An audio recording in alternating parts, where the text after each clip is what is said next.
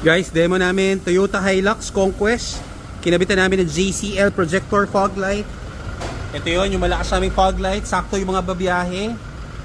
Ito yon, para malakas. So, maliwanag na maliwanag siya. Kita nyo, ayun yung projector fog light. Malakas siya kahit pataas ang araw. So, plug and play, no modification. So, it's unavailable in white and yellow for this Hilux. Then, nilagyan namin siya ng hood lining. Ito yung rubber hood lining. Sorry, black kasi. Kaya medyo hindi makita sa camera. Yan, rubber hood lining. Version 2. Silagyan namin siya ng LED sequential lights. And auto folding.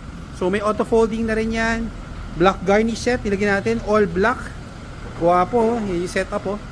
Black on black. Check out the video sa YouTube. JC Garage. Pakita ko sa inyo sa loob. Ito, ginawa lang natin protection. Basic. Nilagyan natin siya door seal. Nilagyan natin to ng noise reducer. Nilagyan natin ng black